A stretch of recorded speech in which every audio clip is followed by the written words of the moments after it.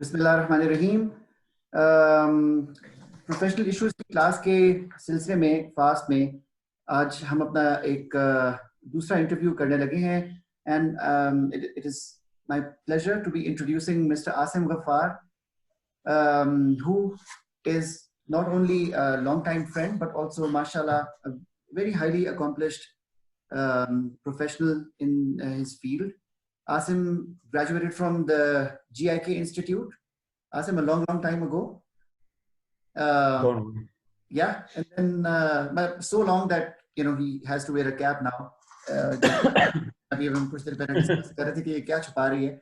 But Asim then went on to do different things. अभी इंशाल्लाह कुछ हम आसिम से बात भी करेंगे. Eventually, Asim was the vice president, was a vice president at LMKR.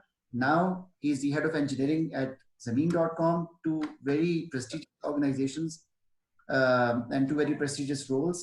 हम आसिम से इंशाल्लाह आज कुछ ऐसी बातें करते हैं जो हमारी क्लास के लिए इंशाल्लाह और मेरे लिए बहुत valuable learning experiences generate करेंगी इंशाल्लाह. Asim, thank you very much for your time on such short notice. Thank you. Just one correction. So I'm a director of engineering at Zameen, and there's another person who's head of engineering. He's a colleague of mine. He sits in our Romania office. He's the overall अच्छा, head. sorry. So the correct designation would be Director engineering. Director engineering. ठीक है. तो इससे पहला lesson जो है वो हमारी क्लास ने ये सीखा कि हमेशा अपने काम को रिसर्च करके फिर आना चाहिए. ये गलती मुझसे नहीं चाहिए थी.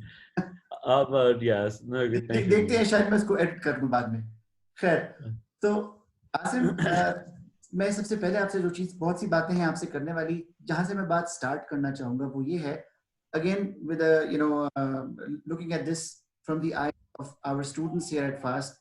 अब वो ग्रेजुएट कर रहे हैं, उन्होंने मुख्तलिफ चीजें कंसिडर करनी है. मैं सबसे पहले आपसे ये पूछना चाहूंगा, early on in your career you chose to go abroad for a masters degree. तो ये आपके later experiences में how useful and helpful have you found it? And now when you are in the other position, you are a senior engineering management manager, you are also in control of a lot of recruitment that these organizations are doing. तो आप masters के बारे में computer science के या engineering के students को क्या मशवरा देते हैं? So in my case, so I went for masters exactly 3 years after my bachelor. So मैंने 3 years पाकिस्तान में job की थी, and the उस वक्त का ट्रेंड था, जिस मर्जी यूनिवर्सिटी के लोगों से आप पूछ लें, फास्ट नास्ट जीआई के हर एक ने कहा था कि हमने मास्टर्स करना है. मतलब हर एक का ना एक वो होता था कि इज्जत में इजाफा नहीं होगा जब तक मास्टर्स की डिग्री नहीं हो जाएगी. तो एक ट्रेंड था. कुछ यूनिवर्सिटी में ज्यादा था, कुछ में कम था. तो एक वो था कि बस करना है, मतलब विदाउट इवन थिंकिंग कि क्यों करना है. लेकिन so I actually got admission when first in a Pakistani university. उस वक्त इस्लामाबाद में एक थी जिनका थोड़ा सा flexible program था, और it was a good program. But मैंने जब उसकी पहली क्लास अटेंड की तो for some reason I thought कि यार कि नहीं, दोबारा इधर से नहीं करना चाहिए. I think it's better to get मतलब a second degree from abroad. और उसकी primary reason ये थी कि जो एक एक्सपोजर है, I wanted to have that exposure कि फर्स्ट क्लास इकोनॉमी के अंदर एजुकेशन कैसे होती है. And lot of thing I didn't knew at that time, जो बाद में अब रेट्रोस्पेक्टिवली आई नो कि व्हाई इट्स इंपॉर्टेंट. बट उस वक्त ज्यादा यही था कि यार कि एक और डिग्री पाकिस्तान से करने की बजाय let's go to another country and expose. और उसमें से particularly I went to Royal Institute of Technology, KTH के नाम से. It's one of the leading university in Scandinavia and Sweden, and I was lucky enough to get admission there. और तो उसका जो सेकंड जो उसमें चीज़ आती है इंपॉर्टेंट, कि जब मैं उधर गया, जिस तरह का वो एक इंटरडिसिप्लिनरी किस्म के प्रोग्राम्स थे, तो वो एक एक्सपोजर वाकई एक ऐसा था कि जो I draw lot of things from that. Early in my career I don't think के मास्टर्स डिग्री का कोई बहुत ज़्यादा एडवांटेज था. I think even for my first 10 years of job experience probably hardly any. I think जो लोग under graduate के बाद फुल टाइम काम करते रहते, they were ahead of me for significant period of time, almost all of them. क्योंकि उस वक्त आपको ऑब्वियसली एक engineering software engineering company looks for के यार के किसको कितना काम आता है, दैट्स इट. डिग्रीज और एवरीथिंग एल्स कहाँ से की हुई है, कैसी की हुई है, वो सेकेंडरी होती है.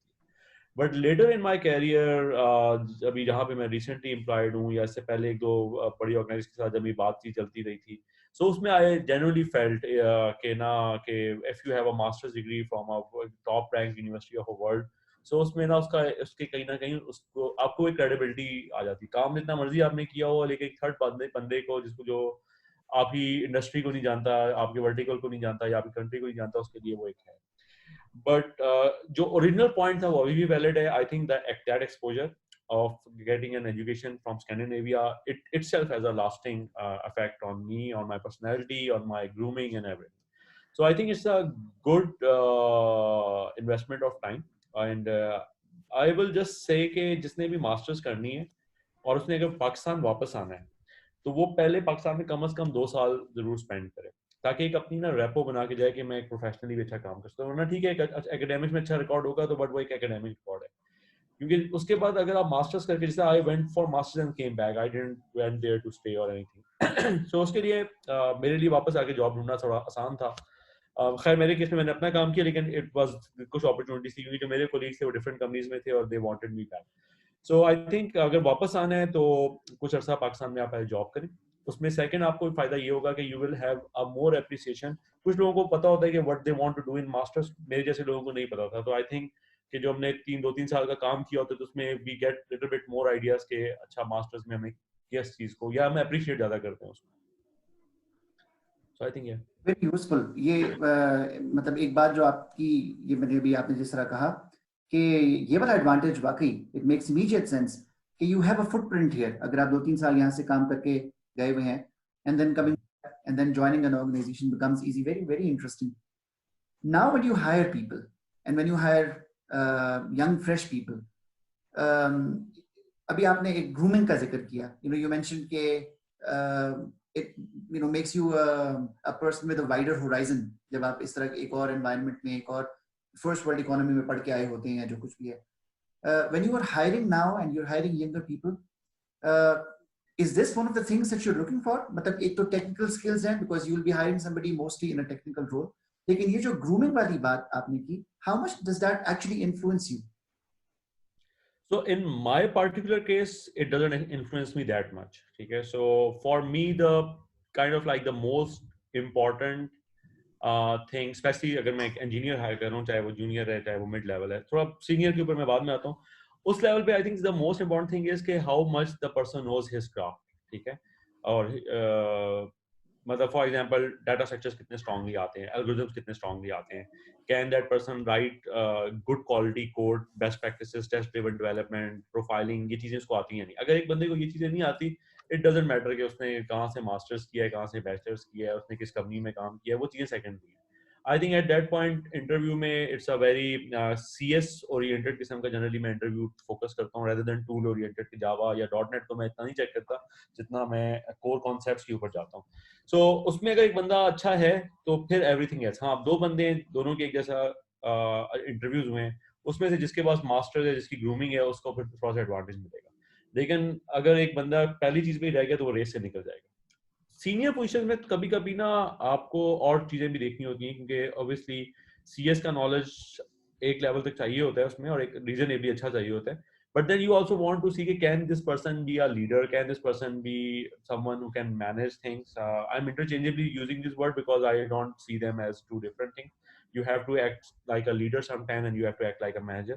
So, but if someone is there as a senior role, can other people follow him? Can he get things done from them, or she can get things done from them? So that's important. उसमें I think grooming important होती है। उसमें फिर masters कहाँ से किया हुआ है, किन companies में काम किया हुआ है, किस लेवल का काम किया हुआ है, उसमें रेफरेंस चेक्स और बहुत सारी चीजें और भी आ जाती हैं। Very interesting. तो यानी पता ही चला कि एक बात आपने कही कि ये जो जिस काम के लिए वो बंदा या बंदी रिक्रूट की जा रही है, सबसे पहले तो उस काम में अच्छा होना जरूरी है।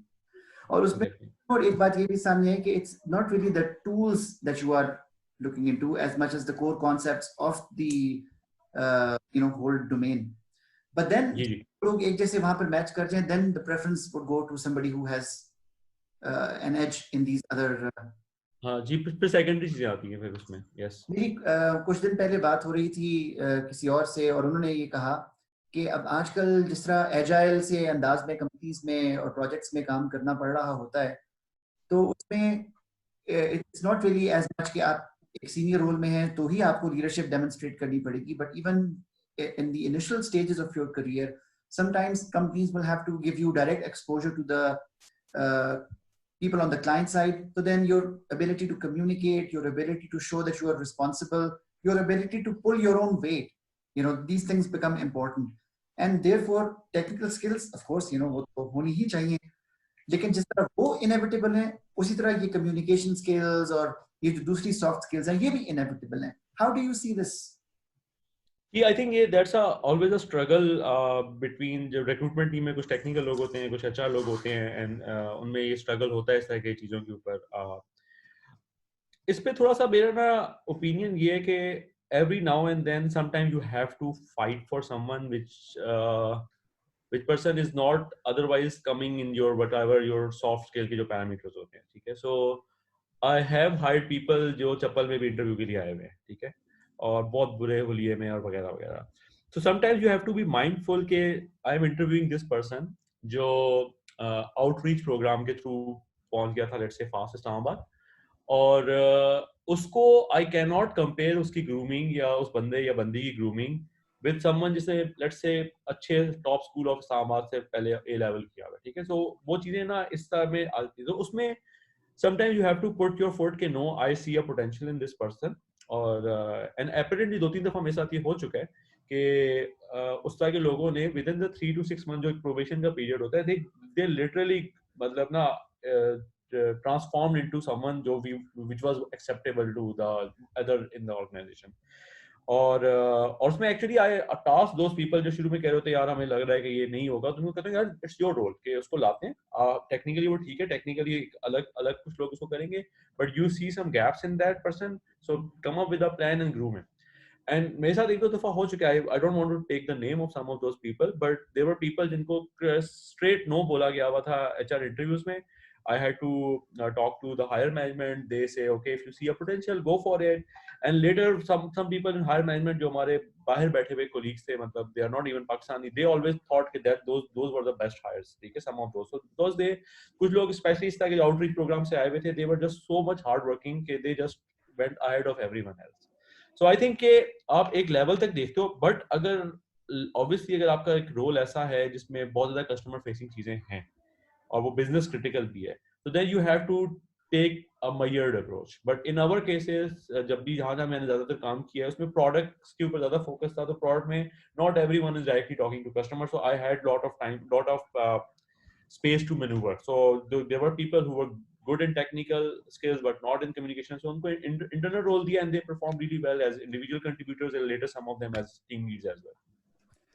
So would it be a correct understanding of what you're saying कि ये वाली चीजें जो है वो यानी कम इम्पोर्टेंट उस सेंस में नहीं होती, where you have compromised, तो उसमें at the back of your mind you've had this idea कि this person in 3 months, 6 months, whatever time it takes, will acquire those skills. मतलब is that correctly understood? Ji. So I think probation period में बहुत सारी चीजें जिसमें आपको उस वक्त you are not sure about it, so you give a fair chance to a person and some of these guys they perform reasonably well. कुछ लोग नहीं होते and then you have to then say thank you to them. But जो में से उस चीज में एक लेवल पे आपको एक दिखाते हैं progress कि they are improving their soft skills, they are disciplined, उनका काम अच्छा है, they are giving value to our team, then so be it, and उनको पे लेके आगे चलें. जब आप यूनिवर्सिटी ग्रेजुएट्स को या कम एक्सपीरियंस वाले लोगों को हायर करते हैं और आपका उसके साथ जो एक्सपीरियंस रहा हुआ है, उस हवाले से एक चीज़ मैं आपसे ये जानना चाहूँगा कि हमने कुछ चीज़ें क्लास में भी यहाँ डिस्कस की हैं और एक बात सुनने में अक्सर आती है कि एक कोई गैप सा होता है बिटवीन जब स्टूडेंट एकेडेमिया से निकलता है और फिर जब वो जो रिक्वायरमेंट्स उसको वहाँ होती हैं उससे जो एक्सपेक्टेशंस होती हैं एक प्रोफेशनल एनवायरनमेंट में, आपने इस तरह के क्या गैप्स फ्रीक्वेंटली देखे हैं जो इस वक्त हमारे स्टूडेंट्स सुने तो maybe they can do something about it early on? What are those gaps that you have seen? जी, so I think this is a very typical complaint from a lot of people in industry, and so I may not necessarily agree with all of these complaints. Okay, so मेरा generally कह लें experience different रहा है, ठीक है. For some reason I was able to hire best talents in fast हो गया, nust हो गया, GIK हो गया, तो एक टाइम के ऊपर मेरे पास roughly 10-15% of the people that were working with me were gold medalists, silver medalists from all these universities and ComSats and Beria and so on. So कुछ companies, कुछ brand ऐसे strong हो जाते हैं कि they attract the right type of people and जो उनको challenges कम थे. But I know कि generally अगर top 5% को आप निकाल भी दें universities के, तो नीचे issues हैं.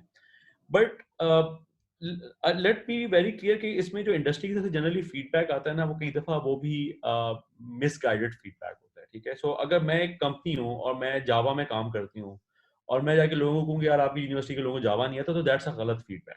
ठीक है, I don't if you so university का काम है कि कैसे इंजीनियर्स प्रोड्यूस करना who can pick the right tool for the right job.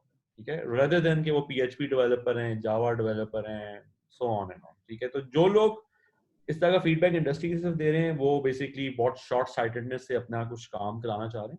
And yes that need is valid, और उसके लिए देयर आर अदर चैनल्स. उसके लिए बूट कैंप्स हो सकते हैं, समर क्लासेस हो सकते हैं, उसमें आप वीकेंड वर्कशॉप्स करा सकते हैं ताकि कोई पार्टिकुलर टूल इंडस्ट्री को चाहिए तो उसके लिए आप you can partner with right organisation और आप वो करें. लेकिन जो यूनिवर्सिटी करिकुलम है उसकी एक अपना आप कह लें एक अकाउंटेबिलिटी उन लोगों पे जिन्होंने उसको डिलीवर करना है कि जब एक बंदा एआई का कोर्स पढ़ के निकले तो उसको एआई आती हो, रेदर देन कि उसको एक पार्टिकुलर टूल आता हो. ठीक है, या अगर एक बंदा डाटा स्ट्रक्चर पढ़ के निकले तो उसको डाटा स्ट्रक्चर्स पता हो, हीप क्या होता है, बीएसटीज क्या होती हैं, रेदर देन कि जावा के अंदर क्या कौन सा आपने लाइब्रेरी यूज करनी. सो आई सो या so but having said that, क्या यूनिवर्सिटीज की आउटपुट में गैप्स नहीं है? No, there are gaps. मैं पर्सनली फील करता हूँ कि जो थर्ड और फोर्थ सेमेस्टर कोर्सेज हैं उसमें जनरली लोग काफ़ी वीक होते हैं. उसमें दो रीज़न है. एक तो क्या यूनिवर्सिटी अपने बेस्ट टीचर्स शुरू के सेमेस्टर्स में डाल रही है या वो उनको मास्टर्स और हायर लेवल पे डाल दिया है, क्योंकि अगर एक बेस ही स्ट्रांग नहीं होगी तो आगे भी वीकनेस आएगी. सेकंड ये कि यूनिवर्सिटीज से जब लोग ग्रेजुएट हो रहे होते हैं दे समटाइम्स फेल्ड. ये जो कैरिकुलम डिजाइन हुआ है, I was part of the national curriculum committee, उसकी एक रीजन होती है कि वाई थर्ड सेमेस्टर में कौन सा कोर्स है, फोर्थ में कौन सा है.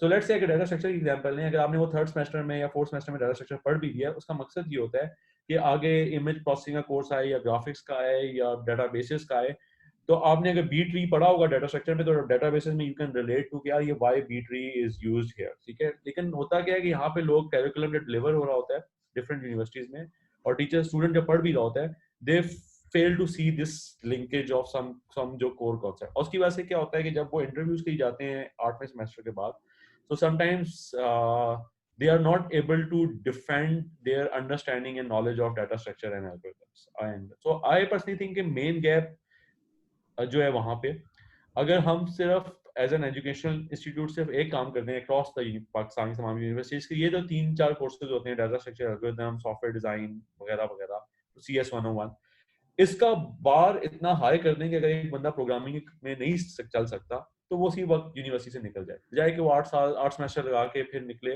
वो उसको पहले दूसरे तीसरे सेमेस्टर में पता चल जाएगा यार programming is the cup, is his और हर कप ऑफ टी और नॉट. ठीक है, सो ये मेरा गैप आइडेंटिफाई मैं हर दफा करता हूँ कि I think these are the things which are more important. अच्छा, फिर second gap sometimes I feel is के यूनिवर्सिटीज जो CS का प्रोग्राम या कंप्यूटर इंजीनियरिंग का प्रोग्राम है, सॉफ्टवेयर इंजीनियर प्रोग्राम रन कर रही हैं, उनका काम है एक first class software engineer produce करना, first class computer scientist produce करना and first class software engineer produce करना. उनका काम एक फर्स्ट क्लास एंटरप्रेन्योर प्रोड्यूस करना नहीं है, first class technical manager produce करना नहीं है एंड सो ऑन. तो हम यूनिवर्सिटी वाले में बड़े प्राउडली बता रहे होते हैं कि हमारे लोग इतने एंटरप्रेन्योर बन गए हैं, हमारे लोग इतने मैनेजर्स बन गए. उसमें यूनिवर्सिटी से ज्यादा कंट्रीब्यूशन नहीं होता, वो बहुत सारे लोगों की इंडिविजुअल एक्सेलेंस होती है. यस, एक आध कोर्स उन्होंने कोई पढ़ा होता है, बट दैट्स जो CS से करिकुलम का काम नहीं था एंटरप्रेन्योर बनाना. और अगर आप प्राइमरी चीज में आप फेल हो गए और सेकेंडरी में चीज में सक्सेसफुल भी हो गए तो universities should not take credit of that. They should first take okay हमारी रिस्पांसिबिलिटी एक अच्छा कंप्यूटर साइंटिस्ट प्रोड्यूस करना, which can also be a good technical manager और क्या कहते हैं एंटरप्रेन्योर और समथिंग एल्स. सो वरना क्या होता है कि बहुत सारे लोग एंटरप्रेन्योरियल जर्नी स्टार्ट करते हैं, 2-3 साल लगाते हैं, उनमें से कुछ सक्सेसफुल भी होते हैं लेकिन बहुत सारे पे फेल हो जाते हैं. एंड ना उनकी कोर्स अच्छी होती है, ना वो इस चीज में अच्छे होते हैं, बहुत सारे लोगों का टाइम जाया हो जाता है. तो उसमें ये जो एक चीज की हम एक पासिंग बाय चीज को हम उठा लेते हैं वो है फ्रीलांसिंग थोड़ी सी डिफरेंट है. फ्रीलांसिंग जनरली क्योंकि आपका क्राफ्ट को इम्प्रूव करती है, तो I generally have good opinion on freelancing. और जो लोग फ्रीलांसिंग से फिर एंटरप्रेन्योरियल साइड पे गए वो मोस्टली उनमें से सक्सेसफुल भी हैं, because they learn the hard way चीजें डिलीवर कैसे करनी है, and then they build a business on it. But जो बहुत ज्यादा ग्लैमराइज किया हुआ है इंजीनियरिंग प्रोग्राम में, सीएस के प्रोग्राम में एंटरप्रेन्योरशिप को और मैनेजमेंट को, that is I think not justice with all those people who are paying a lot of money to get a CS degree or a software engineering degree or a computer engineering. Interesting, very interesting. एक और थोड़ा सा जरा हम gear change करते हैं, लेकिन इसी से रिलेटेड एक बात, हमारे स्टूडेंट्स में एक चीज मैंने ये भी देखी है कि जब ये well you know for this particular class primarily जिनके लिए ये हम बना रहे हैं आज, डिस्कशन कर रहे हैं, they are pass this stage, लेकिन फिर भी लोगों के ज़हन में अपने फाइनल ईयर प्रोजेक्ट्स के हवाले से भी सवाल होता है. 2-3 फैक्टर्स होते हैं स्टूडेंट्स उसके बारे में सोच रहे होते हैं. एक तो ये कि वो ये सोच रहे होते हैं कि क्या हम जिस किसी यू नो अभी थोड़ी देर पहले हमने बात की कि core concepts are more important than a particular tool, लेकिन स्टूडेंट्स का एक सवाल ये होता है कि हम किस टेक्नोलॉजी में काम करें. First of all, is this the right way to think about a project? लेकिन बहरहाल वो इस तरह सोचते हैं, तो अगर वो ऐसे सोचें तो अगर ये दुरुस्त नहीं है तो भी आपका ओपिनियन सामने आ जाए. लेकिन अगर ये सोचने का एक तरीका बाहर ठीक हो सकता है, तो उसमें फिर ये कि should they be looking at you know what's कोई कुछ चीजें ऐसी जो कि कमर्शियली ज्यादा यूज हो रही होती हो, इवेंचुअली लोगों ने जॉब्स तो करनी होती हैं. किसी कंपनी के साथ फाइनल प्रोजेक्ट कर लेना, इज दैट मोर वैल्यूएबल? तो फाइनल प्रोजेक्ट की सिलेक्शन में how would you advise somebody कि क्या फैक्टर्स देख लेने चाहिए? So I think it's a मैं थोड़ा सा pluralistic approach पे believe करता हूँ. So there is no one way of picking FYP. एक लेवल पे तो it depends कि what you want to do next. So for example, if someone is very clear कि उसने उसके फौरन बाद मास्टर्स करने जाना है, उसने PhD करनी है, जो कुछ करना है, तो I think उस तरह के बंदे के लिए या बंदी के लिए it's important कि वो उसी एरिया के अंदर एक करे FYP करे, and और आइडियली कैसा FYP करे जिसमें एक आध कोई कॉन्फ्रेंस पेपर पब्लिश हो सकता हो, ठीक है. So that will help that person get admission and वगैरह वगैरह, और उसको एक फेयर चांस मिल जाएगा एक एरिया को थोड़ा सा और एक्सप्लोर करने का बिफोर वो कमिट करे अपने अगले 2 साल और अगले 5 साल. तो आई थिंक एक तो ये क्लास है. And I know there are people who were very clear that they wanted to do, let's say, PhD in image processing, and that's what they picked in FYP. और उसका बड़ा अच्छा एक ना तरीका, खैर वो इलेक्ट्रिकल वालों को बताया था लोगों ने, लेकिन आई थिंक वो कंप्यूटर साइंस के लोगों पे भी एप्लीकेबल है. डॉक्टर सोहेल नकवी साहब ने बैक इन डेज जब वो DIK में होते थे, कि पिकअप जिसका IEEE का जो मैगजीन है स्पेक्ट्रम होता है आई थिंक, और ऐसा ACM वालों का कम्युनिकेशन होता है, pick up that art magazine, read दो आपकी 2-3 जो उसके शुमार हैं उसको रीड करें, और उसमें से whatever interest you go into depth of that. So that's one way of picking an FYP. तो जो जनरली अच्छे स्टूडेंट्स हैं, टॉपर्स हैं, वो उनके लिए I will recommend this approach. Second आती है वो लोग जो कहते हैं नहीं हमने वी आर वेरी क्लियर कि we want to do job in Pakistan. तो उसमें अब एक तरह की जॉब नहीं, उसमें डिफरेंट टाइप्स की जॉब है. मतलब let's say someone wants to work for Telco, Telco का अपना एक क्राइटेरिया है हायरिंग का. You can reach out to your alumni and ask कि वो एग्जैक्टली इंटरव्यू में क्या पूछते हैं, so on and on and on. So make sure करें कि फिर आपका जो FYP है वो जितना उससे अलाइन हो सकता है कि अच्छा टेलको अगले 2 साल में इस तरफ जाने का सोच रहा है, तो maybe I need to, I am giving an example of Telco but change it with any other industry as like say banks हैं, FMCGs हैं या व्हाटएवर, ताकि आप जब निकल के आओ FYP से तो आपने उससे मिलती जुलती चीजें की होंगी जो उस तरफ जो लोग बैठे हैं उससे रिलेट कर सकें. ठीक है. सो लेट्स से अगर 2-3 साल पहले जिसका डाटा साइंसेज और एनालिटिक्स का काफी चल रहा था, तो अगर किसी ने हडूप के ऊपर या किसी ने किसी और कंपनी के टूल के ऊपर कोई काम किया होगा, तो लेट्स से अगर एक पार्टिकुलर वेंडर है वो बैंक के साथ काम कर रहा है, तो उसको उसी टूल के ऊपर बंदे चाहिए होंगे, तो that will help that person अगर उसने FYP किया हुआ है to get ahead of the competition. इसी तरह अगर आपका इरादा है जॉब करने का प्रोजेक्ट कंपनीज में, तो फिर you have to do a project in a tool which is right now good bet करने के लिए. ठीक है. फॉर एग्जांपल कोई फुल स्टैक डेवलपमेंट का आजकल लेटेस्ट ट्रेंड में क्या चीज चल रही है, मोबाइल के अंदर क्या चल रहा है, वगैरह वगैरह वगैरह वगैरह. ठीक है. एंड जिस सारी कंपनीज को आप टारगेट कर रहे हो, जो कंपनी प्रोजेक्ट कंपनीज का ये टूल यूज कर रही है, इट्स जनरली एडवांस. क्योंकि मैं जितना मर्जी टूल के ऊपर इंटरव्यू ना करता हूँ, there are like lot of people there जो इंटरव्यू में टूल ही के ऊपर करते हैं, तो you have to be ready for them. And तो उसमें आप टूल्स को करते हो. फिर there are कंपनी जो प्रोडक्ट कंपनीज होती हैं, तो प्रोडक्ट कंपनीज का जनरली कॉन्सेप्ट जो होते हैं ना, वो मैंने ये देखा है कि वो ज्यादा सीए से कॉन्सेप्ट पे जाते हैं, क्योंकि वो they are hiring people for longer run, 3 साल 5 साल 6 साल के लिए वो करते हैं। तो वो कहते हैं यार हम टूल खुद सिखा देंगे, 3 साल 3 महीने लगाएगा बंदा हमारे पास, हमको ट्रेन करेंगे, मेंटर करेंगे, उसकी कोर कॉन्सेप्ट सही होना चाहिए, कोड मेंटेनेबल हो, उसके लिए फिर आप और तरह का काम करते हो। उसमें अगर आपने एक ऐसा काम किया हुआ है जिसमें टेस्ट ड्रिवन डेवलपमेंट है, प्रोफाइलिंग भी हुई हुई है, जिटहब पे कोड भी डाला हुआ है वगैरह वगैरह, और ओपन सोर्स में कंट्रीब्यूट भी किया हुआ है, तो वो चीजें ना FYPs के अंदर उसमें है। तो आई थिंक एक इसका आंसर नहीं बनेगा, सो इट डिपेंड्स। अच्छा, और फिर थर्ड कैटेगरी है वो लोग जिन्होंने एंटरप्रेन्योरियल जर्नी करनी है। सो उसमें there are right reason to for a CS graduate to go into an entrepreneurial journey, ठीक है। फॉर एग्जांपल के this problem I really want to solve, and I am like in, कहते हैं मैं सो एक एडवाइस होती है जनरली हम स्टार्टअप इकोसिस्टम में बोलते हैं कि don't fall in love with a solution, fall in love with a problem. So if someone is interested in a particular problem, then just go deeper into it, try to solve it in your FYP, maybe बहुत अच्छा solve ना हो सकते, and then try to build a business around it.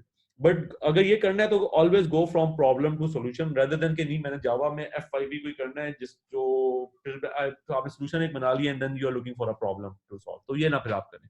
So be very clear, and there could be intermix of all these attributes कि there could be a bright student who was able to do something, जो एक problem भी solve कर रहा था, एक अच्छे technology stack पे भी उसने काम कर लिया और साथ में एक आध पेपर भी निकालते थे, ये भी हो जाते हैं। But when you are trying to target all three things, so it becomes very hard, and try to pick one of this and just focus on it.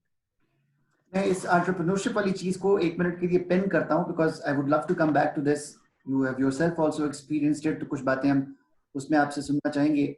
लेकिन उससे पहले अभी आपने जिस तरह बात की कंपनीज की कि there are different types of companies, different types of work that they are doing, different उनके बिजनेस मॉडल्स हो सकते हैं, ये भी एक बहुत इंसाइटफुल बात थी।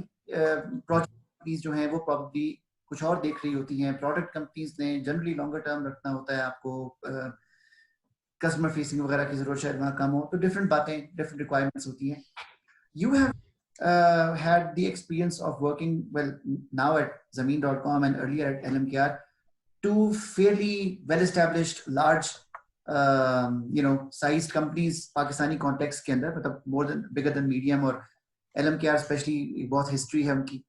तो what's it like working for these bigger companies, these product companies? उसमें what does it take to succeed? So so I think in Pakistani context they are all very good names. मैंने बीच में Nokia में भी काम किया हुआ है, which was at one point was kind of like one of the biggest companies in the world. So Nokia Siemens network में भी मैं था, तो I've also seen that side के एक बड़ी कंपनी जिसके ऊपर बोर्ड होता है वो कैसे काम करता है, to a पाकिस्तानी, to दोनों कंपनियां पाकिस्तानी सक्सेसफुल स्टार्टअप्स थे जो which grew into hundreds of people companies. So I think मेरा जो पहला एक्सपीरियंस था LMKR में वो प्रोडक्ट साइड पे नहीं था, वो प्रोजेक्ट साइड के ऊपर ही था। हम आउटसोर्सिंग की कुछ चीज़ों पे काम करते थे, तो I started my career from outsourcing, और फिर मैंने कुछ ऐसा अपना भी काम किया था, वो भी प्रोजेक्ट ही था। नोकिया में भी मैं I was working on projects, फिर but when I rejoined LMKR then it was basically more on the product side. So that was 2010 का फॉल। So 2001 से लेकर 2010 तक it was mostly projects, and 2010 onward it was exclusively products. So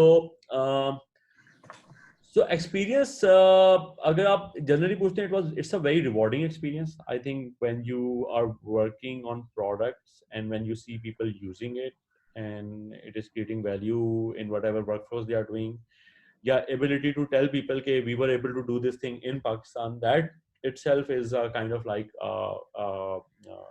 एक rewarding सी feeling होती है कि यार ये हमने काम किया जो it's not like everyone is doing it.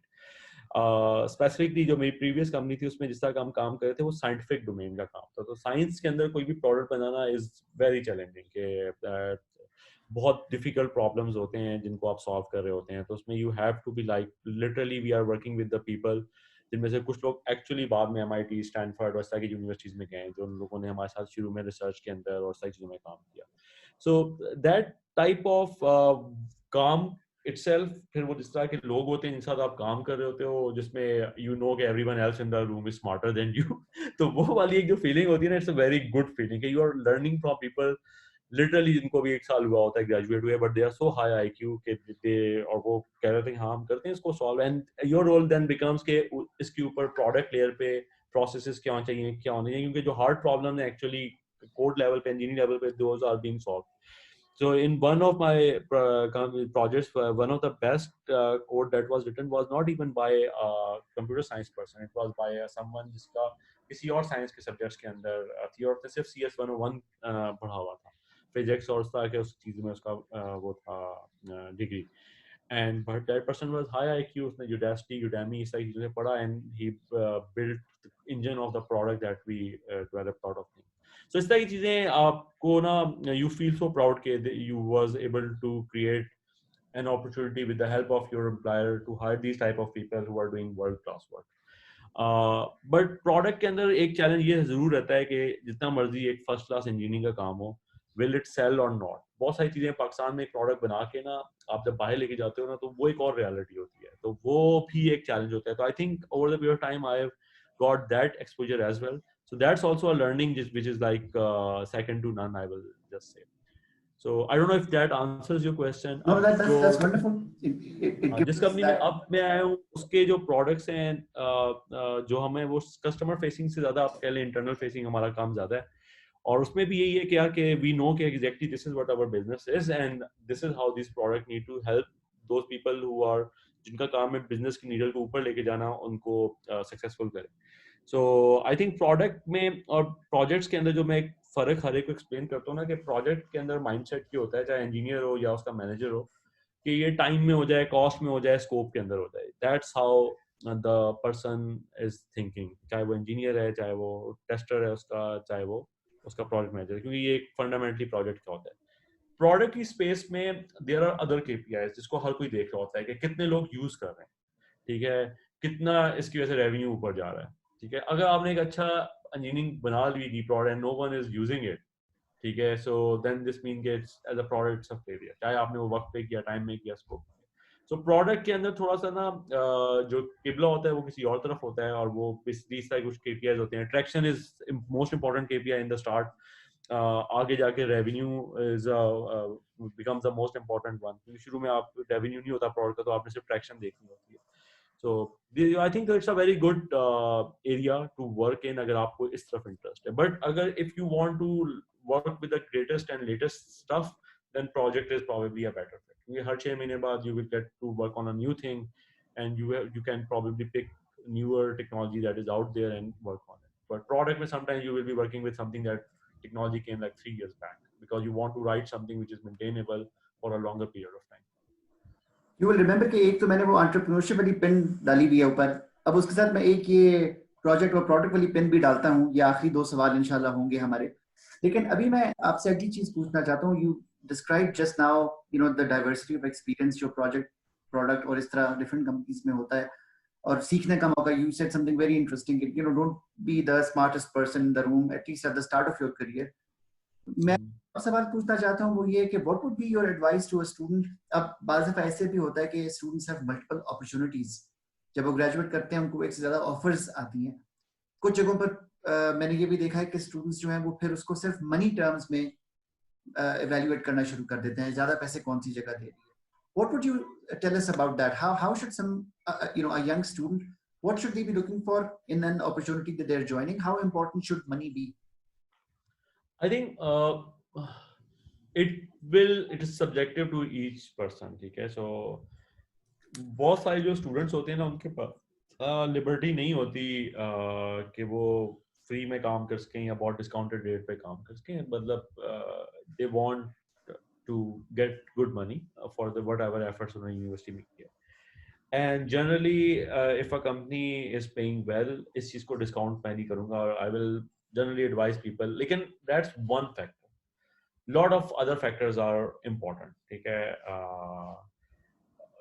Generally हम जोक करते हैं कि पाकिस्तान में उस बंदे की उतनी इज्जत है जितनी बड़ी उसकी पे स्लिप पे अमाउंट होती है, ठीक है. तो इसलिए इस चीज को मैं डिस्काउंट नहीं करूंगा. So be very clear on this, ठीक है, ताकि लोग ये ना कहेंगे नहीं आसिम ने कहा था ये 4 चीजें और इंपॉर्टेंट है. नहीं, सैलरी इज इंपॉर्टेंट, और सैलरी की आप कह लें कि अगर 10 फैक्टर है तो 10 में से उसका वेट डबल या ट्रिपल है एज कम्पेयर टू अदर्स, ठीक है. क्योंकि it shows some other things as well, stability of the company, how much valuing they are मतलब giving to you and so on, and जेब कितनी उनकी ज्यादा दे रही है। देखिए कुछ और चीजें हैं और मेरे लिए ये बस इम्पोर्टेंट हैं, और डिपेंडिंग के पीपल किस कम्युनिटी से बिलोंग करते हैं उसके लिए इम्पोर्टेंट है, माइनॉरिटीज के लिए और जेंडर्स के लिए भी कुछ चीजें थोड़ी सी वेरी करेंगी चीजें। सो आई पर्सनली प्रेफर कंपनीज जिनमें इंक्लूजन पे फोकस हो और डाइवर्सिटी पे फोकस हो, ठीक है।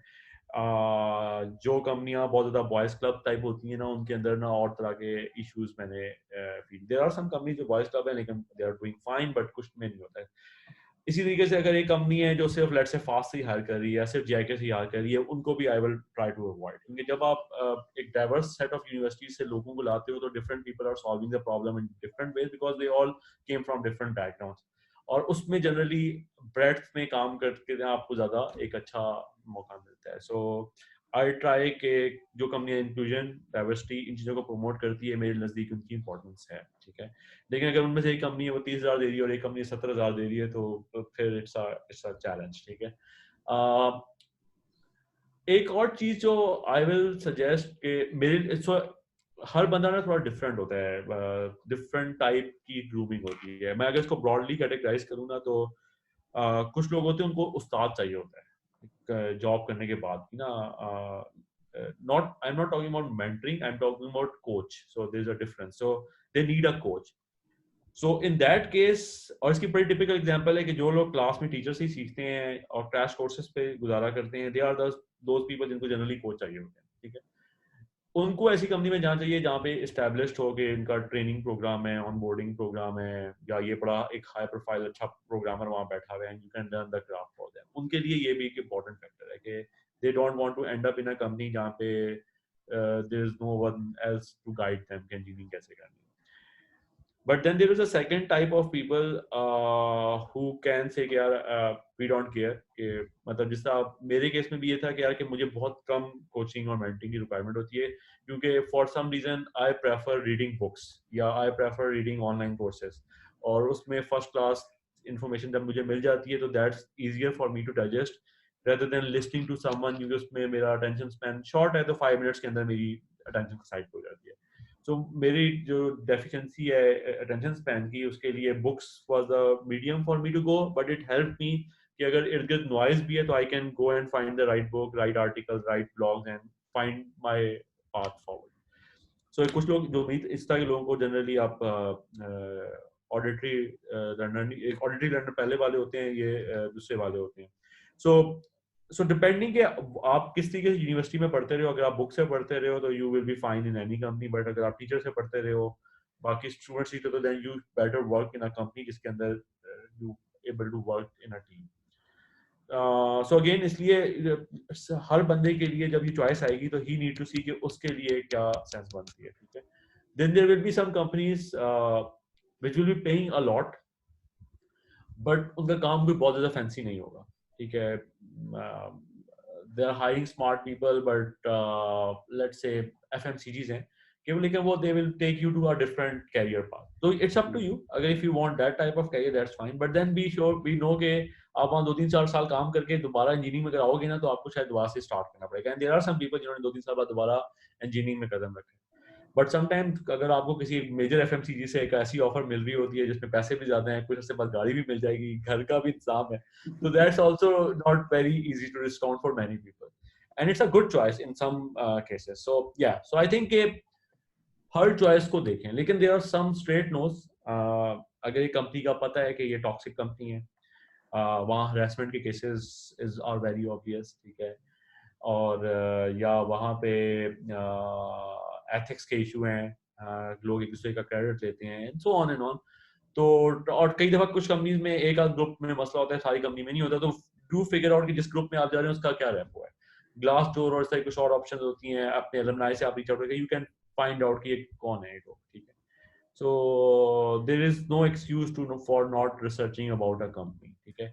हाँ, but also don't just believe everything that is written on Glassdoor or everything that is written on Outdesk.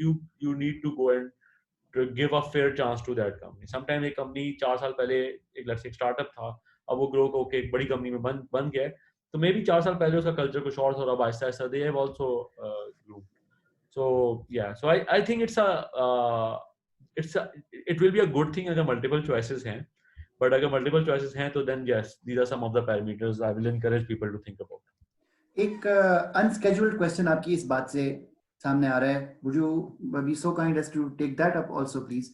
और वो ये है कि अभी आपने एथिक्स की बात की, तो हाउ इम्पोर्टेंट, मतलब एक तो हम एकेडमिकली एथिक्स पढ़ते हैं ना, और इस कोर्स में भी हमने भी एथिक्स की डिफरेंट अप्रोचेस को डिस्कस किया है, but from your in your experience कोई रियल वर्ल्ड बेनिफिट्स यानी हैं फॉर बीइंग एथिकल, या ये सिर्फ खुदा को खुश करने के लिए होना होता है? नहीं, आई थिंक एथिक्स जो है ना बड़ा इंपॉर्टेंट है. फॉर एग्जांपल देखिए, एथिक का जो टर्म है ना, एथिक्स किसको हम कहेंगे? लेट्स से आजकल वर्क फ्रॉम होम चल रहा है, ठीक है. वर्क फ्रॉम होम के केस में एथिक्स ये है कि यार कि if company is expecting you to work fully, then you are working fully. ये नहीं है कि आप उस टाइम के ऊपर साथ में आपने यूट्यूब पे कोई गाने सुनने शुरू हो गए हैं, या चैट पे चैट चल रही है, फोन के ऊपर चल रहा है वगैरह वगैरह. एंड अगर आपको बीच में कुछ करना भी पड़ गया तो आपने मेक श्योर किया कि यार आधा घंटा मेरा ज़ाया हो गया था, तो मैंने अपना काम पूरा करूँ, आधा घंटा और लगाऊं, घंटा पूरा लगाऊं वगैरह वगैरह.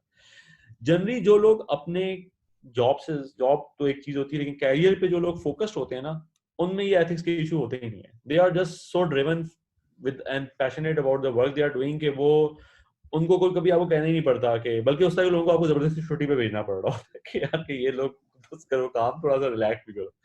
सो आई थिंक एथिक्स का मल्टीपल चीजें हैं, जिनमें से एक चीज आ जाती है पहली वर्क एथिक्स, जिसको डिसिप्लिन कहते हैं. सेकंड आ जाती है कि जो आई थिंक ज्यादा बड़ा प्रॉब्लम है, जिसको फिक्स करना बहुत अर्ली जरूरी है. कुछ कंपनीज के अंदर गलत चीजों को इंसेंटिवाइज जब एक दफा कर दिया जाता है, तो फिर it becomes very hard for them to change. So there's a book called People where I recommend everyone to read that book, जिनका भी सॉफ्टवेयर की इंडस्ट्री से ताल्लुक है, चाहे वो एचआर के लोग हैं, चाहे वो मैनेजर्स हैं, चाहे वो इंजीनियर्स हैं. क्या नाम दिया आपने? उसमें कुछ पीपल वेयर नाम है उस किताब का. पीपल वेयर सॉफ्टवेयर और पीपल का मिक्सचर है. उसमें एक दो चीजें ऐसी हैं कि जब जिस कंपनी के अंदर इंजीनियरिंग के अंदर इंडिविजुअल्स को बोनसेस और सारी चीजें मिलना शुरू हो जाती है ना, तो फिर एक ऐसा कंपटीशन शुरू हो जाता है जिसमें टीम स्पिरिट और सारी चीजें ना डिस्ट्रॉय होना शुरू हो जाती है. तो आई थिंक कंपनीज के लिए इंपॉर्टेंट है कि अगर वो एथिक्स और इस तरह की चीजों को प्रमोट करें, तो दे नीड टू वेरी क्या कहते हैं, correctly they have to define what it means. If it means team work, then team work need to be incentivised. क्योंकि आप ये नहीं कह सकते कि हमारी वैल्यू है टीम वर्क और फिर आप बोनस दे रहे हैं दो बंदों को, क्योंकि जब काम हो रहा होता है तो पीछे बहुत सारे लोगों का कंट्रीब्यूशन होता है. या अदर वे अराउंड, कि आप कहते हैं कि जी हमारी वैल्यू है विनिंग क्लाइंट्स, और आप कहेंगे नहीं बोनस तो मैं नहीं मिलेगा, वो टीम को ही मिलेगा. सो डिपेंड कि आप किस तरह की कंपनी हो, उसके हिसाब से आप अपनी वैल्यूज को प्रमोट करो, और फिर incentive structure, and because then ethics will be subjective to that. So if it's a team culture, ethics will be.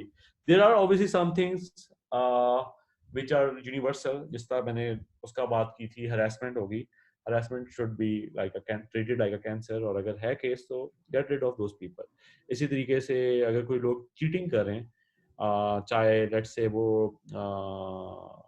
मतलब उसकी बड़ी एग्जांपल में से एक एग्जांपल ये बनती है कि बहुत सारे लोगों के वो ड्यूरिंग द ऑफिस अपना फ्रीलांसिंग का काम कर रहे होंगे, तो दैट्स चीटिंग. ठीक है, इस तरह के लोगों को जितना मर्जी वो हाई परफॉर्मर हो, फायर दैट पर्सन. डोंट, क्योंकि then you will be encouraging other people जो फुली काम कर रहे थे कि अच्छा it's okay to do these things. इसी तरीके से अगर कोई बंदा मतलब अब्यूसिव लैंग्वेजेस यूज करता है बहुत ज्यादा, मैनेजर है, so that person is grooming a next generation of managers जो एक abusive होंगे, तो इसलिए you have to correct it, और अगर वो बंदा correct नहीं होता तो उसको कहेंगे you are no longer fit to be a manager.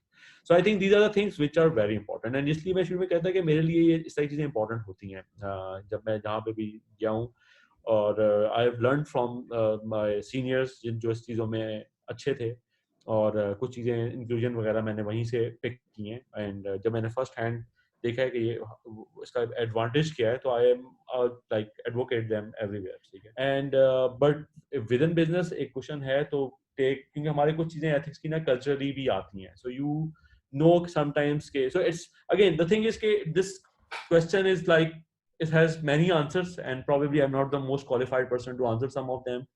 And so जो common चीजें वो वही है कि don't cheat, do your work diligently, and try to incentivize whatever values you are preaching. If somebody wants to, अभी आपका पीछे LMKR का भी एक्सपीरियंस था, अब Zameen.com का है, how do these young graduates how should they be applying to these companies? उसके लिए what would you recommend? आप लोग अपनी recruitment generally LMKR में, आप Zabeen.com में कैसे करते हैं? आप जो यूनिवर्सिटीज के जॉब फेयर्स होते हैं, उनकी ग्रेजुएट बुक्स होती हैं, how does somebody apply and how do they stand out, get your attention? So generally, अब मैं LMKR में नहीं हूँ, तो I'm not 100% sure कि उनका क्या processes होते हैं. But जिस टाइम पे मैं था वहाँ पे तो we used to welcome resume from anyone. मतलब अगर हम ये नहीं करते कि नहीं ये रेफरल से आएगा तभी हम करेंगे, ठीक है? And we were very open. और हम अगर हमें रिज्यूमे पे कोई श्योरिटी नहीं भी होती थी ना, तो हम फोन इंटरव्यूज कर लेंगे, स्क्रीनिंग कर लेंगे. बहुत ज़्यादा लोगों ने अप्लाई कर दिया तो टेस्ट भी ले लिया. लेकिन हम कोशिश करते थे कि अगर हायरिंग चल रही है ना, तो उस वक्त जितने भी लोगों ने अप्लाई किया हुआ उस टाइम में हम सबको फेयर चांस दें, और अक्रॉस द बोर्ड दें. यूनिवर्सिटीज़ को हम नहीं देखते थे, ठीक है? मतलब हर तरह की यूनिवर्सिटीज़ के भी हम ओपन हाउसेस में भी गए हुए हैं, और हमें हर जगह से अच्छे बंदे भी मिले हुए हैं. So I think we were very inclusive in that sense. और मैं खुद भी जब हायर हुआ था तो I was hired directly from university. मैं दे केम टू JIK, वहाँ उन्होंने टेस्ट किया, उस टेस्ट में से I got selected, and that's how I ended up. मैं सेकंड चॉइस था, फर्स्ट चॉइस कोई और बंदा था, उसने नो कर दिया, तो फिर they made me an offer. And so इस तरह से ना, जो मैं खुद भी इस चीज़ से गुजरा हुआ था. इस तरह जब नोकिया में भी हम थे तो हम यही करते थे कि we used to go to different universities and solicit interview CVs from various channels, and then ये मैं बात करूँ फ्रेश के लिए. सीनियर के लिए ऑब्वियसली थोड़ा सा रेफरल सिस्टम ज़्यादा होता है. रेफरल का मतलब ये नहीं है कि चाचा मामा, मतलब कि किसी ने उसके साथ काम किया हुआ है, तो इसलिए इट्स इम्पोर्टेंट टू नो कि क्या एक्सपीरियंस था. तो आई विल जस्ट से कि अगर आपने जो वेल एस्टेब्लिश्ड प्रोडक्ट कंपनीज हैं जितनी भी हैं उनमें अप्लाई करना है, तो ट्राई टू फिगर आउट कि उनका इंटरव्यू प्रोसेस क्या है. जिस तरह हमारे LMKR के केस में तो आई नो कि they used to send an email to an applicant. कई दफ़ा कुछ लोगों को शायद ना भी मिली हो, लेकिन मेजॉरिटी केसेस में जाती थी, जिसमें एग्जैक्टली बताया होता था कि हम इस तरीके से इंटरव्यू करेंगे, ये these are the things that you need to prepare, these are the courses you need to take, ये बुक्स को देख लें. तो बड़ा उनका एक डिस्क्रिप्टिव किस्म का पहले प्रोसेस होता था, और अभी भी होपफुली वही होगा. ज़मीन में भी मैं कोशिश कर रहा हूँ कि इसी तरह का प्रोसेस हो कि हम फेयरली लोगों को बताएंगे यार कि एग्जैक्टली ये पोजीशन है, इस रोल में है, ताकि वो बेटर प्रिपेयर होकर आए. हम उन चीज़ों पे बात करें जो कॉमन की, रेदर देन कि वो अक्रॉस द सब्जेक्ट जितनी भी चीज़ें सब पढ़ कर आ रहे हैं कि अच्छा ये भी पढ़ लो, ये भी पढ़ लो. और ये चीज़ मैंने पर्सनली खुद सीखी थी गूगल के इंटरव्यू प्रोसेस से. सो मैंने उनका एक कोड जैम था, उसमें मैंने कंप्लीट किया था, उसमें मैं एक लेवल तक चला गया था. तो दे आस्क्ड मी कि अगर मैं इंटरेस्टेड हूँ तो I can come over for an interview session. तो उससे पहले ना उनकी एक ईमेल आई थी जिसमें उन्होंने बड़ा डिटेल में लिखा हुआ था कि ये प्रोग्रामिंग इंटरव्यू एक्सपोज बुक आप पढ़ लें, क्रैकिंग द कोडिंग इंटरव्यू को बना देख लें, ये डाटा स्ट्रक्चर्स की चीज़ों को देख लें. सो दे वर वेरी क्लियर कि यार these are the things that they will be asking. Plus उस तरह की कंपनीज के बारे में ग्लासडोर और इस तरह की बड़ी इंफॉर्मेशन मिल जाती है. तो आई थिंक कि जो प्रोडक्ट कंपनीज हैं वो इट्स जनरली गुड कि अगर उन्होंने खुद नहीं भी बताया हुआ तो आप उनसे पूछ लें कि जनरल के I am preparing for your interview, so is there particular area जिसको मैं देखना ज़्यादा मेरे लिए बेहतर है. तो ये it's okay to ask this question. Maybe you will not get an answer, क्योंकि बहुत सारी ईमेल जारी होती है एचआर को. Sometimes it's not possible for them to reply everyone, but generally it's no harm in asking. Second thing है कि whatever you have written on your CV, you should be able to defend it. कि यार ये मैंने technology आपने वो first semester में एक असेंबली में काम किया था, CV पे लिखा हुआ है. अब वो अगर आप डिफेंड नहीं कर सकते ना, तो इट लुक्स जनरली ऑड. ठीक है.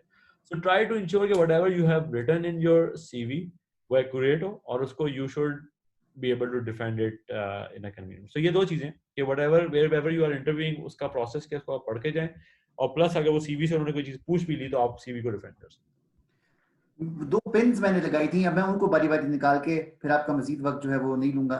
पहले मैं एंटरप्रेन्योरशिप वाली पेन उतारता हूँ.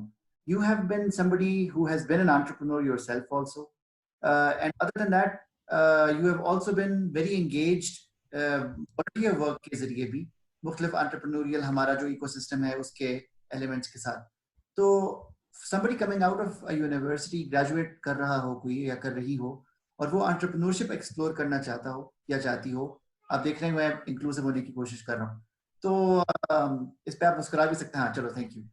तो मेरा आपसे सवाल ये होगा कि इसके हवाले से आप हमें कुछ बता सकते हैं, व्हाट शुड बी द वो फ्रेमवर्क क्या होना चाहिए किसी स्टूडेंट के जहन में, ये देखते हुए कि जी yes I should give it a go, and once they are doing it, system में आजकल उनके लिए क्या सपोर्ट है जो एग्जिस्ट करती है, कुछ ख्यालात इसके ऊपर अगर आप हमारे साथ शेयर कर लें। हाँ, सो एंटरप्रेन्योरियल जो एक तो चलो पहले इसको थोड़ा डिफाइन कर लेते हैं. So they are two different things जिनको एटलीस्ट मैं जिस तरह से अपने ज़हन में उनको रखता हूँ. एक स्टार्टअप फाउंडर्स होते हैं और एक एंटरप्रेन्योर्स होते हैं. तो there is a subtle difference between two. Startup founder है कि there is this problem, we need to solve it, and जब अगर ये सॉल्व हो जाएगी तो मनी विल कम. ठीक है. So but there is a problem. For example, a good example would be के पाकिस्तान में वेंटिलेटर्स कम and we need to come up with a way to build ventilator जो जल्दी से बन भी सकते हो और मेडिकली अप्रूव भी हो जाए. और जब वो बन जाएगा, अगर आप if you figure out a way कि एक वेंटिलेटर 2 दिन में बन जाता है और मेडिकली अप्रूव्ड है, तो ऑब्वियसली मनी विल कम. ठीक है. But money is the second thing. First is कि there is this genuine problem and we need to solve it. ठीक है. So that's startup founders. Entrepreneurs होते हैं, वो ये होते हैं, वो कहते हैं here is this opportunity to make money and let's make money. So उसमें they are very clear from day one कि we are doing it to make money, और अगर एक इसमें money making is not clear, so they will not venture into it. So अगर आप इस्लामाबाद में और आप ट्रेल 3 या 5 पे जाएंगे और वहाँ पे वो जो बच्चा फ्रूट का डब्बा बेच रहा होता है ट्रेल पे, वो ही इज एन एंटरप्रेन्योर और शी इज एन एंटरप्रेन्योर. वो बच्चा, उसे पता है कि ये जो चलता हुआ ऊपर आएगा, इसको मैं ये जूस का डब्बा 30 की बजाय 35 में भी बेचूंगा तो वो ले लेगा और 5 रुपए में प्रॉफिट भी कमाऊंगा और उसका भी काम हो जाएगा. तो वो वैल्यू क्रिएट कर रहा है और उसको एक एंटरप्रेन्योर है. वो स्टार्टअप नहीं है, वो एक एंटरप्रेन्योर है. सो आई थिंक ये दो चीजें ना ज़हन में डिफरेंशिएट करें. टिपिकली जो लोग ज्यादातर काम करने की कोशिश कर रहे होते हैं सीएस ग्रेजुएट, वो स्टार्टअप वाला काम ज्यादा होता है कि they think this is next big idea, next Facebook, next Insta, next whatever, and they want to do it. ठीक है. अगर किसी ने वो काम करना है, किसी को बहुत शौक है कि मैंने बाकी स्टार्टअप बनाना है, तो उसमें फिर 3-4 एडवाइसेज हैं मेरी. एक तो ये है कि पहली एडवाइस तो ये है कि डोंट डू इट. ठीक. लेकिन if you are still listening and still want to do it, then क्योंकि देखिए, अगर आपने पैसा कमाना है ना, तो there are other ways to make money. ठीक है. जॉब में आपसे शायद ज्यादा चांसेस हैं कि आप पैसा कमा लेंगे rather than, ये स्टार्टअप का फेलियर रेट बहुत हाई है. जो वेंचर बैक है उनका शायद 6% 7% इस तरह करके कुछ सक्सेस रेट है. नॉन वेंचर बेस का थोड़ा सा ज्यादा है, लेकिन उसमें फिर ये कि they took a lot more time to become successful. जो तो अगर if you are like really really interested in doing a startup, so by the way मेरी जो जर्नी थी वो स्टार्टअप वाली नहीं थी, वो एंटरप्रेन्योरियल वाली थी. देयर वाज अ प्रोजेक्ट और उस प्रोजेक्ट को मैंने लेके आगे चला. It was not a startup, it was a business. ठीक है. और एंड व्हेन आई न्यू कि 3 इयर्स डाउन द रोड कि टेक्निकली तो बड़ा अच्छा था और पैसे नहीं ज्यादा बन रहे, तो फिर I just stop doing it and start doing went back to the job जब मैं नोकिया चला गया था दोबारा. सो तो जो लोग स्टार्टअप में जाना चाहते हैं, उनमें से नंबर 1 थिंग जो मेरे ज़हन में है वो ये कि they should first read about startups, and I think lean startup is a good book to read, और स्टार्टअप ऑनर मैनुअल, इनमें से कोई एक बुक जो है ना वो पढ़ लें, या जैसे जैसे स्टार्टअप पे काम करें साथ साथ पढ़ते रहें. क्योंकि इन बुक्स में ना कुछ ऐसा नॉलेज या ऐसी चीजें हैं जो वरना you will learn it very hard way and you will lose lot of money. So it's better to invest some time and money on these books and read it rather than doing it. Second, I think के be very clear के it's very hard to make a like एक startup को चलाना अकेले. ठीक है. So find a good co-founder. ठीक है.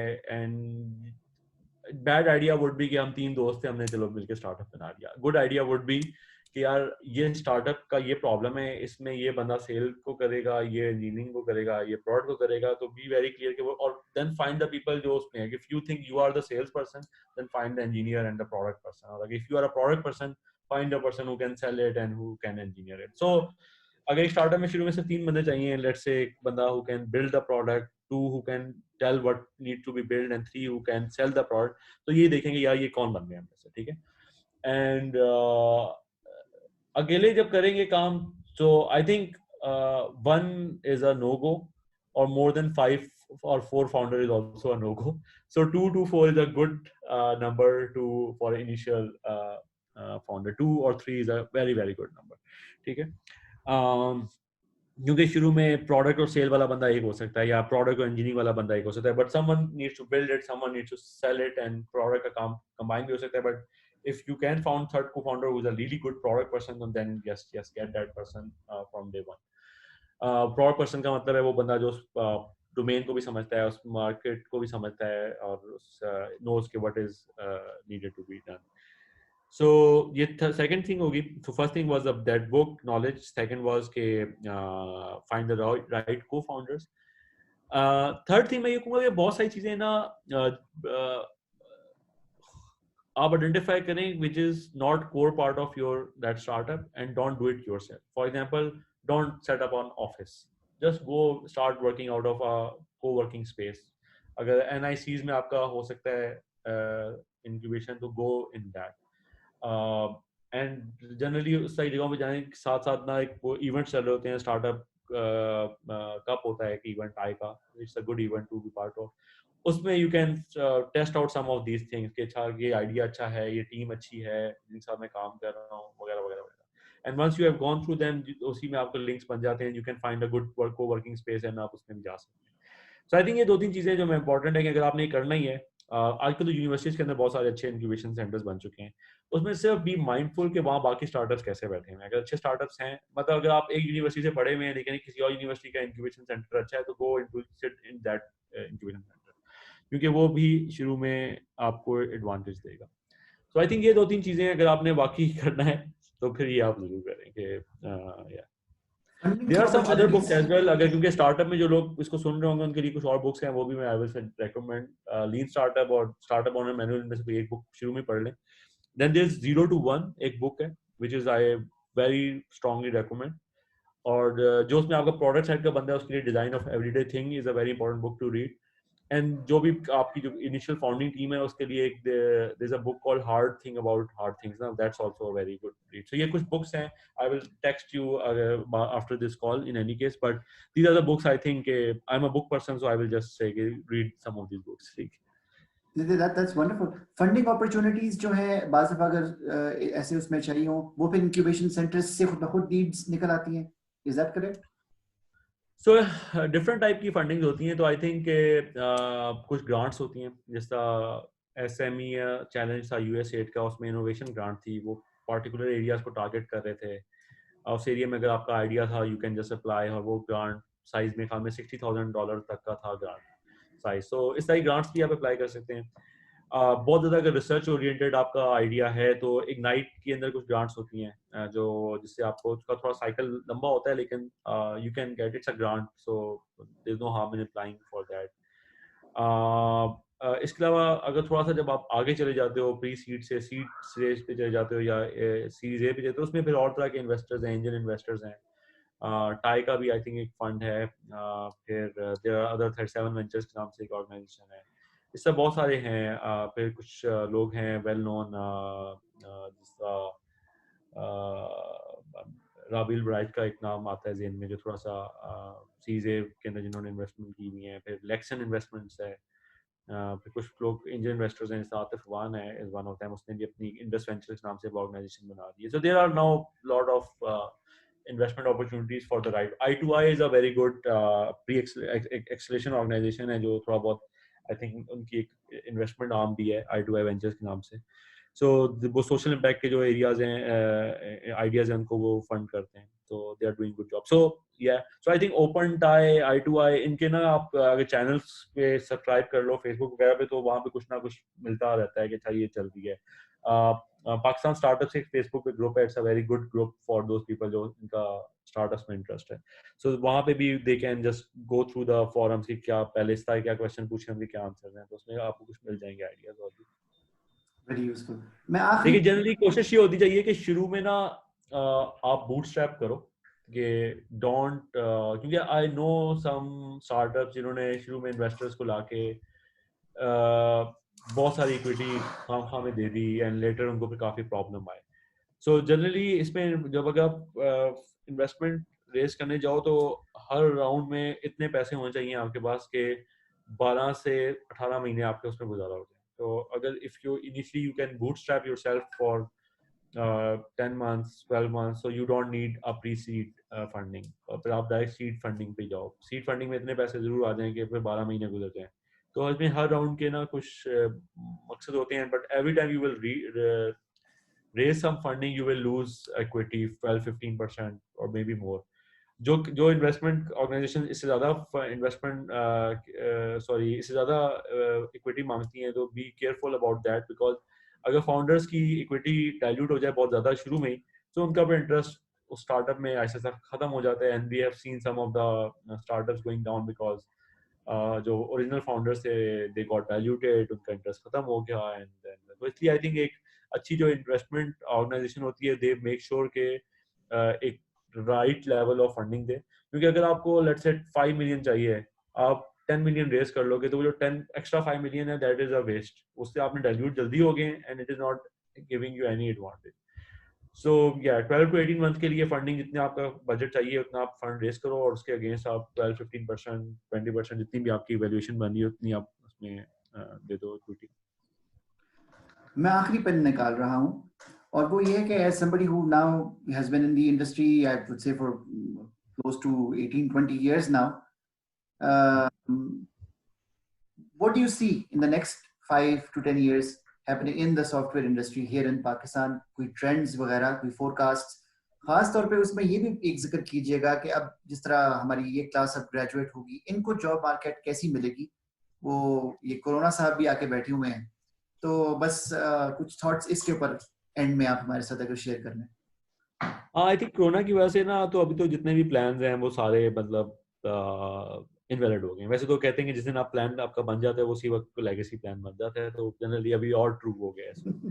But having said that, there will be realisation के these are the areas we were focusing on, और इससे ज्यादा इंपॉर्टेंट ये एरियाज हैं. So there will be some, कुछ एरियाज में फंडिंग कम होगी, कुछ एरियाज में ज्यादा भी होगी. तो ऐसा नहीं है कि बिल्कुल इकॉनमी बंद ही हो जाएगी. इट विल बी यस, कुछ कंपनियां बंद होंगी, कुछ नई कंपनियां मर्ज होंगी, कुछ अपने आप को रीइमेजिन करेंगी, and so on and on.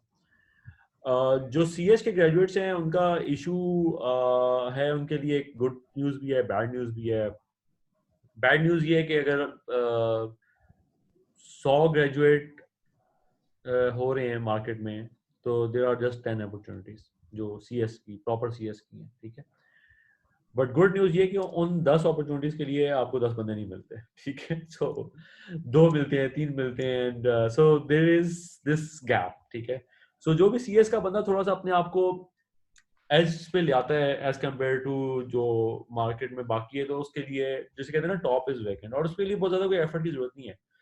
For example, आप एक आध कोई साइड प्रोजेक्ट कर रहे होते हो ओपन सोर्स के अंदर, that can help you get ahead of others. आपने कोई मैसिवली ऑनलाइन कोर्सेज जाके कर लिए एक दो काम के, उसकी वजह से आपकी डेप्थ बन गई है.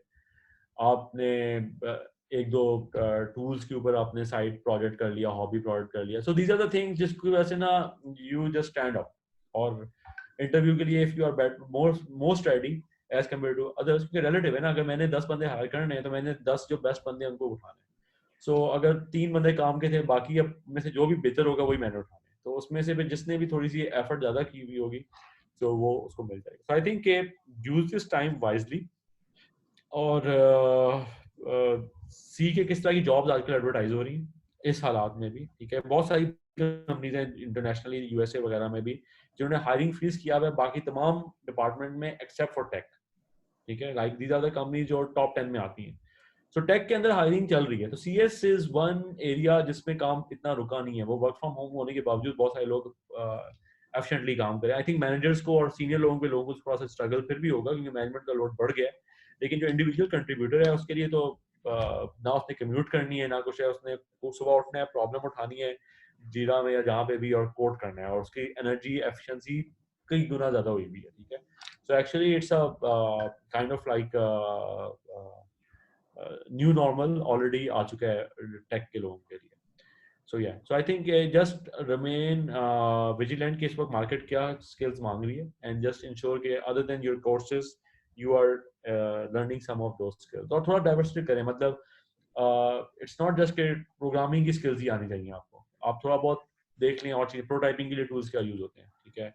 डेवऑप्स के टूल क्या यूज होते हैं, सॉफ्टवेयर इंजीनियरिंग की प्रैक्टिसेस के इर्द की और चीज़ें क्या हैं, जिट लैब में ओपन सोर्स कोड कैसे बड़े लेवल के ऊपर मैनेज होता है, पीआर मॉडल्स क्या हैं, and so on and on. So I think ये चीज़ें will give you an as.